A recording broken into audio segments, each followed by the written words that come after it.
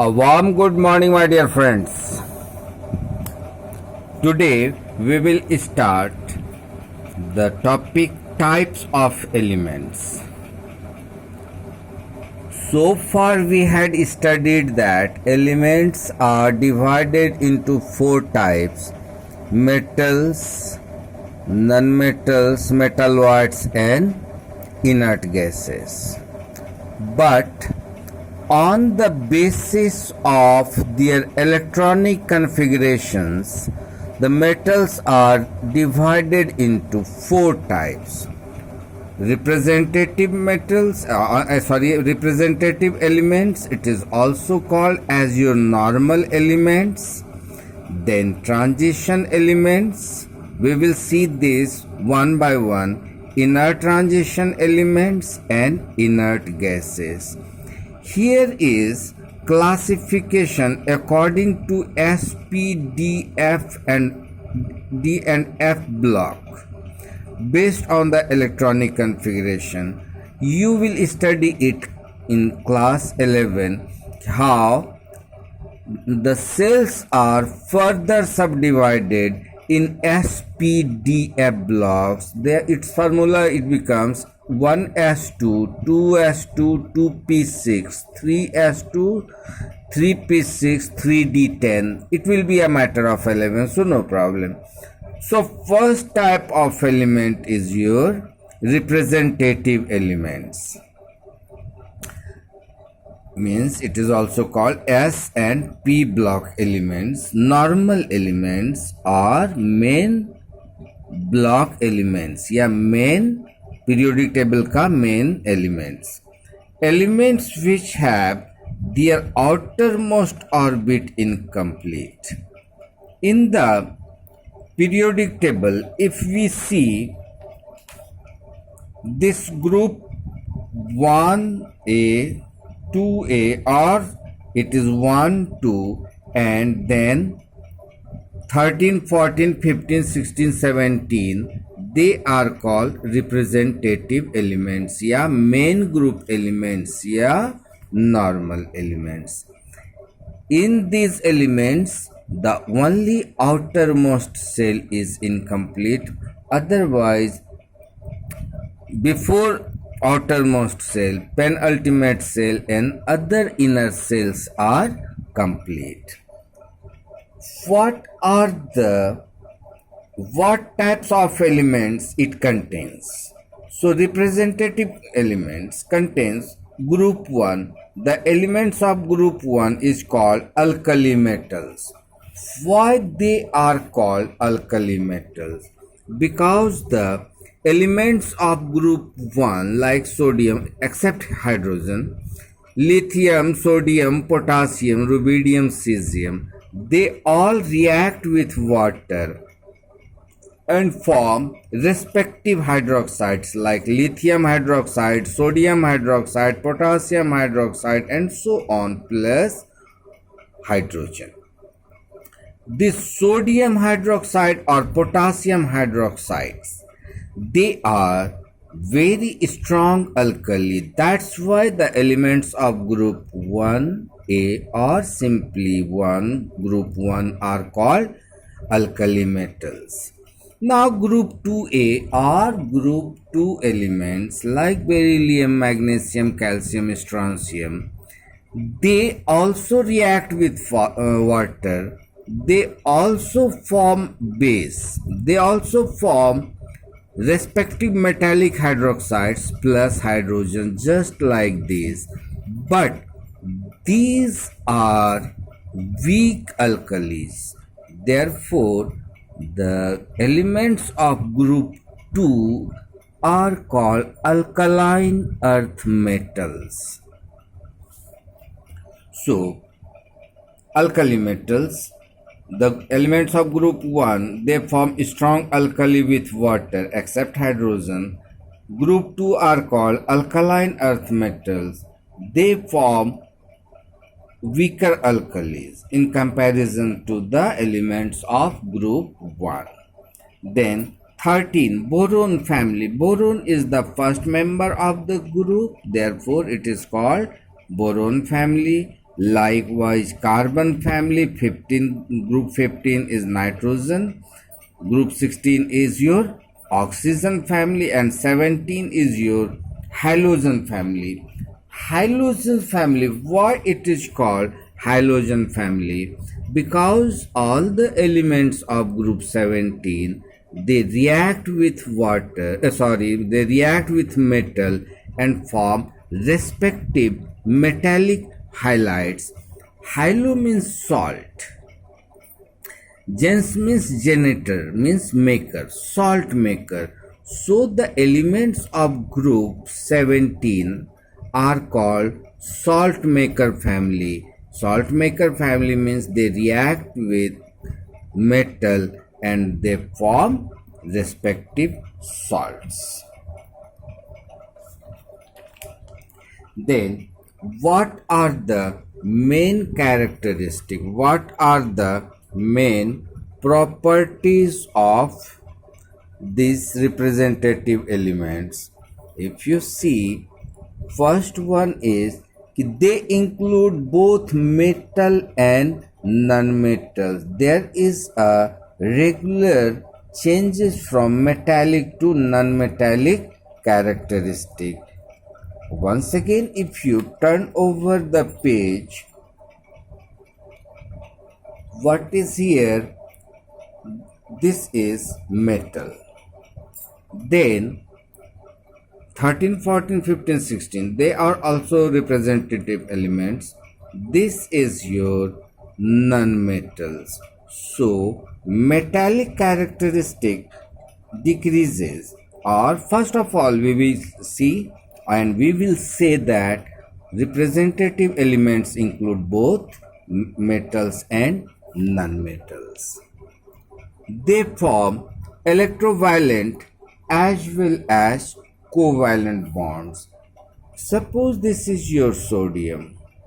It has 281 and chlorine has 287 electronic configuration. This sodium from its outermost shell loses one electron to chlorine. Now it becomes sodium. After losing, it becomes sodium positively charged or sodium anion, and chlorine after gaining one electron, it becomes sodium negatively charged. This sodium ion plus chloride ion combines together to form sodium chloride. This is your ionic bond because they are formed between metal and non-metal. About these bonds, covalent bond, electrovalent bond, we have studied in chapter 4. So they form electrovalent bond, as well as here is your chlorine. In the outermost shell there are 7 electrons. Another atom, if it is hydrogen, it has only 1 electron. They have in fact 7 electrons. So they share 1 electron each and form HCl. So they form electrovalent as well as covalent bonds. Metallic characteristic increases as we move downwards. My dear friends, the main characteristic of metals are to lose electrons. As we move downwards, you can see the cells are increasing, means shape and size of atomic size is increasing. So tendency to lose electron, it becomes easier. So metallic characteristic increases as we move downwards. Metal which are good conductors of heat and electricity are present in group 1 and 2, and non-metals which are non-conductor of electricity, heat and electricity, they are in 16, 17s. Earlier I have told you the elements whose atomic number is more than 20, they are supposed to say heavier elements. So some heavier elements like lead are here and they show variable valency. We are knowing that what is variable valency? The elements which shows more than one valency, they are called to have variable valency. Now transition elements. What is transition elements? If you see here 3, 4, 5, 6, 7, 8, 9, 10, 11, 12, they are called transition elements. What are their properties? All these elements are metal and they are in fact heavier metals, so they have high melting and boiling point. They are metals, so they are good conductor of heat and electricity.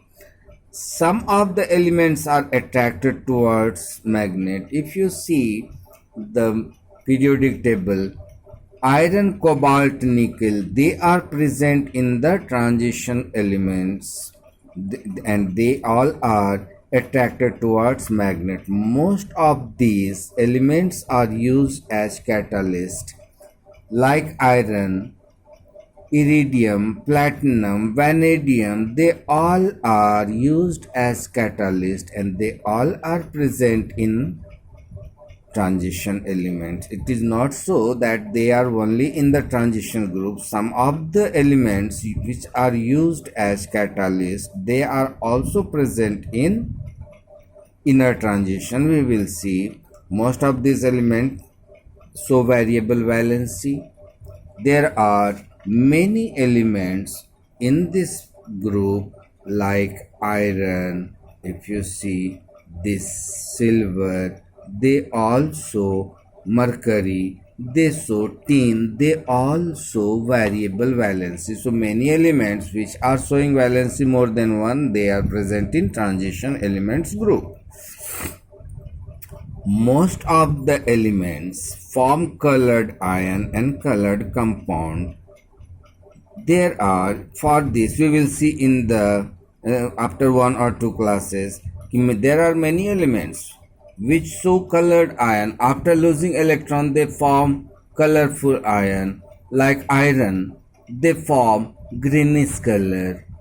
Manganese, they form purple color. Copper, they form bluish color. Cobalt, they form pink color. We will see it later on. So most of the elements, when they form ions or compounds, they are colored. Now inner transition elements. The elements of 6th and 7th period of group 3. Once again, if you can see the elements of period 6 and 7 of group 3, they are lanthanides and actinides. They are called inner transition elements. In these transition elements, the elements of 6th and 7th period of group 3, they are lanthanides and actinides and they are known as inner transition elements. What are the characteristics? What are the properties of these elements? They all are heavy metals. As they are heavy metals, their melting point and boiling point will be also high. They show variable valency. Mostly all of them show variable valency. They also form colored ions like transition elements. Actinides are radioactive elements. Some are not found in nature, they are made in special laboratories. Now, what is radioactive elements? This one is new for you. So, there are certain elements like lead, which is in your representative elements. Otherwise, these inner transition elements, they spontaneously emit alpha, beta and gamma rays. Alpha, beta and gamma rays. So the elements which emits alpha, beta and gamma rays, they are called radioactive substance or radioactive elements. For detail we will study in the higher classes in class 10. Then another one is your inert gases. So elements of zero group. The day before yesterday I had told you the group 18 is also called as your zero group. Why? Because they neither lose nor gain nor share electrons, so their combining capacity is zero. Therefore the elements of group 18 is also called zero group elements, which is in the 18th vertical column. They are known as inert gases, rare gases or noble gases. Except helium, other 5. Helium has 2. There are 6 inert gases: helium, neon, argon, krypton, xenon and radon. Except helium, rest of the inert gases have 8 electrons in the outermost orbit. They do not react with any elements and therefore they are inert. Here are one definition. Bridge element. What is bridge elements? Elements of second period. If you see the periodic table, lithium is in your second period of first group and magnesium is in third period of second group. Like beryllium, beryllium is the element of group 2 period 2 and aluminium is the element of group 13 or 3 period 3. Likewise boron and silicon. These show some similar property. Therefore they are called bridge element. So the elements of second period show similar properties with elements of next group and third period. Second period का third period के साथ, second period का third period के साथ, second period का third period के साथ, but अपने से एक ग्रुप अधिक. If they are of group 1 it is of group 2. If it is of group 2 it is aluminium is of group 3. Boron if it is of 13 silicon is of 14. So there are certain elements in period 2 who show the similar property with the elements of next period and next group. They are called bridge elements. Typical elements, the third period elements: sodium, magnesium, aluminium, silicon, phosphorus. They are the properties of respective groups and these are called typical elements. They are called typical elements. Now, what are the property? What are the merits of modern periodic table? So, atomic number never changes. So, atomic number is the fundamental property. It is the basic unit to prepare the modern periodic table in comparison of atomic mass. Position of element in table is related to its configuration. Number of group shows the number of valence electron in each group. If they are the elements of group 1, it will have one valence electron. If they are the elements of group 3, it will have the valence electron 3. There are many things, and in a particular group, main thing is that in a particular group in the modern periodic table, they all have the same valence electron. It shows regular changes in properties while we move left to right. Left to right, we also use move across. While we are saying the property changes when we move left to right, or we can say the property changes while we move across. Across means left to right. Or when we move downwards, how it changes we will see in the general trends. Then modern periodic table, it is easier to summarize this and that, but there are two main defects. First of all, position of hydrogen.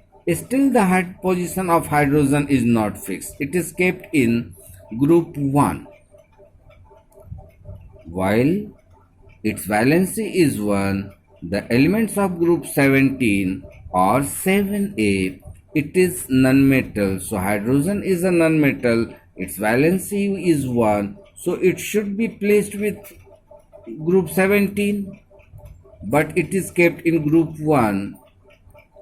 So position of hydrogen is still not confirmed, and it does not accommodate the inner transition elements. Means it does not keep the lanthanides and actinides in the main part of its body. Means they are kept outside of the main part of the periodic table. This one is your called main part of the periodic table or main body of the periodic table, but this is kept outside.